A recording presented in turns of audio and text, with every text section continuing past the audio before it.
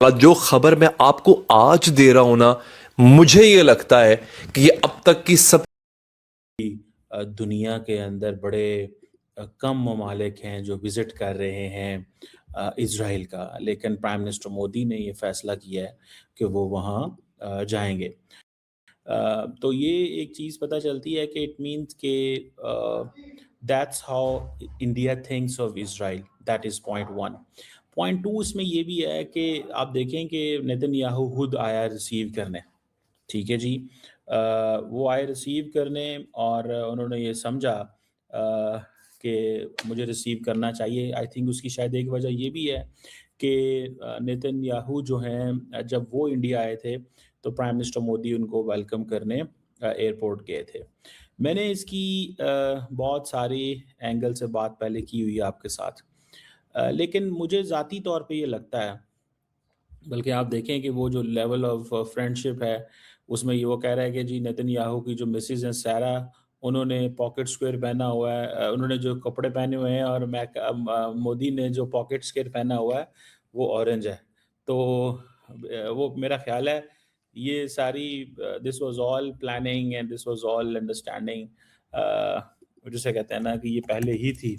बहरहाल ये भी एक चीज़ जो है वो जिसे कहते हैं ना चलती है, ये जिसे लीडर्स जो होते हैं वो इस तरह की चीज़ें करते हैं to create comfort zone, to create sort of एक एनवायरनमेंट क्रिएट करने के लिए कि हाँ जी हमारी बड़ी केमिस्ट्री है, हम बहुत करीब हैं एक दूसरे के, मतलब ये चलता है, दिस हैपन्स, ठीक है। ये रूटीन की एक वो बात होती मैं है। सिर्फ इतना कहूंगा कि यार कुछ शर्म कर लो, ये तुम्हारी खारजा पॉलिसी, ये पेज है तुम्हारी खारजा पॉलिसी। तुम इसराइल की गोद में बैठे हो, बगलगीर इसराइल मोदी के साथ हुआ है। तुम इनके पैरों में गिरोगे, तुम नाक रगड़ोगे, ये फिर भी एक दूसरे के दोस्त रहेंगे, और पाकिस्तान को तो रगड़ा लगना।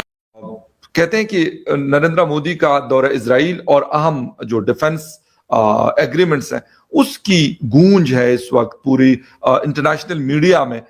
ये मतलब जिसे कहते हैं कि टॉक ऑफ द टाउन है। फोर्ब्स इंडिया के मुताबिक इंडिया इजराइल के साथ टोटली जो मजमूई तौर पर तकरीबन $9 बिलियन के डिफेंस एग्रीमेंट्स या मुआहदे करने जा रहा है, जिनके तहत स्पाइस 1000 प्रिसिजन गाइडेड बॉम्ब, हवा से जमीन पर मार करने वाले मिसाइल, बैलिस्टिक मिसाइल और आइस ब्रेकर मिसाइल सिस्टम खरीदे जाएंगे। आप ये जो इंडिया इजराइल एक्सिस है, इसके बारे में हमने आपके प्रोग्राम में पिछले 3-4 सालों से मुतबादर गुफ्तगू की और कहा है कि ये एक बाकायदा एक्सिस है। और मैं तो हमेशा समझता हूँ कि दोनों का, क्योंकि आइडियोलॉजिकल फर्स्ट कजन्स हैं, एक ज़ायनिस्ट है, एक हिंदुत्व वाले हैं, और ये गठजोड़ पिछले 40 साल से चल रहा है। ऑस्ट्रोव्स्की एक मोसाद एजेंट था, उसने किताब लिखी थी बाय वे ऑफ डिसेप्शन। उसमें कहा था कि इजराइल ने होस्ट किया था इंडियन न्यूक्लियर साइंटिस्ट को दिमोना रिएक्टर में, जो उनका कहूटा है, 1980 में। वहां से इनका शुरू हुआ था, और फिर उन्होंने मंसूबा भी बुलाया था पाकिस्तान पर हमला करने का 84 में। वो जनरल ज़िया को CIA ने टिप ऑफ किया, आपने जवाब भी दिया उनका, और उसके बाद भी ये चलता रहा। और अब ये ज़्यादा मुस्तहकम हो गया है, क्योंकि दोनों के मुश्तरका दुश्मन मुसलमान हैं, चाहे वो ईरानी मुसलमान हो या पाकिस्तानी मुसलमान हो या फ़लस्तीनी मुसलमान हो।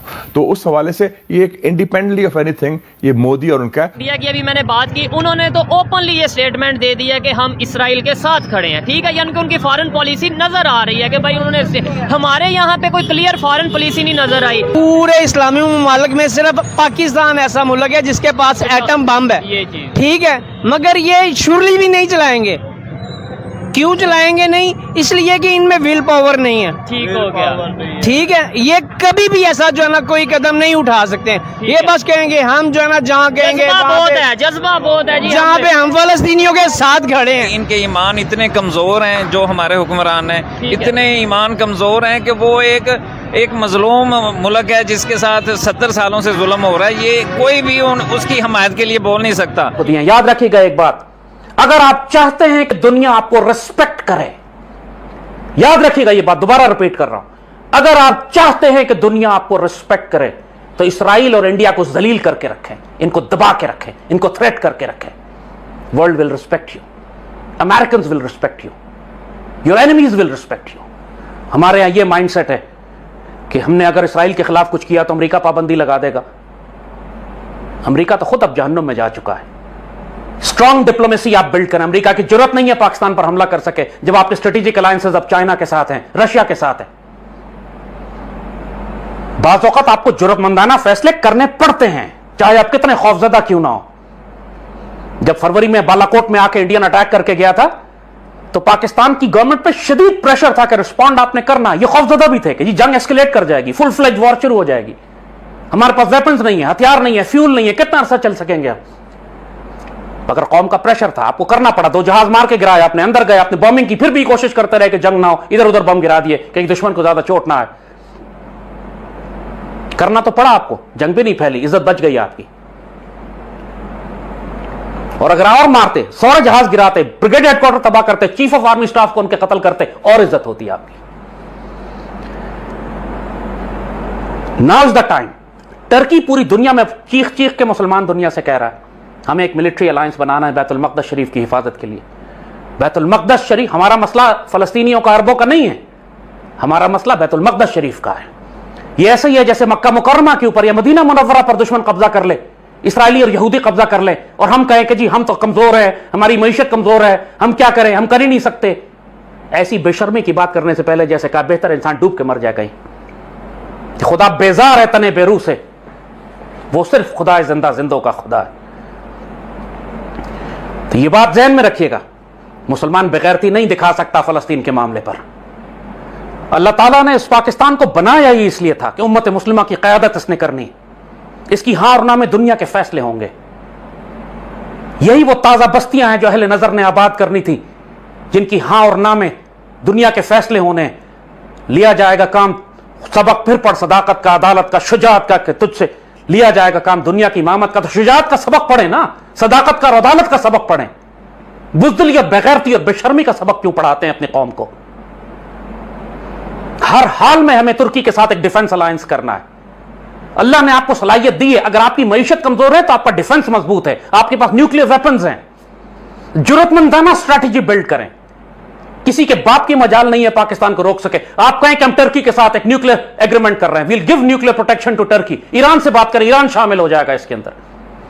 कतर ने बड़ा स्ट्रॉन्ग स्टांस लिया इसराइल के खिलाफ, कुवैत ने बड़ा स्ट्रॉन्ग स्टांस लिया। मुसलमान मुल्कों का ब्लॉक बनाए एग्रेसिवली, मुसलमान मुल्कों की फोर्स बनाए, लेके जाए नेवल फ्लोटेला। मजाल नहीं है इसराइल की कि रोक सके पाकिस्तानी नेवल शिप्स को। न्यूक्लियर में एक थ्रेट करें इसको, अगर तुमने हमारे शिप को रोका we will launch a nuclear strike. ये हम थ्रेट पहले भी कर चुके हैं इंडिया को। जनरल जिया की क्रिकेट डिप्लोमेसी याद रखिएगा, जब बिल्कुल जंग होने वाली थी ऑपरेशन ब्रास टैक्स के बाद, इंडिया बिल्कुल सामने आ गया था। उस वक्त जनरल जिया फ्लाई करके दिल्ली गए थे, राजेव से मिले थे, और कान में जो बात उसके कही थी, ऐसी न्यूक्लियर वॉर होगी कि तुम याद रखोगे पाकिस्तान, और तो मुसलमान मुल्क हैं वो बच जाएंगे, पाकिस्तान तबाह भी हो जाए, हिंदू मुल्क कोई नहीं बचेगा दुनिया में। एक ही हिंदू मुल्क है, उसको मलियामेट कर देंगे। राजेव की टांगें कांप गई थी।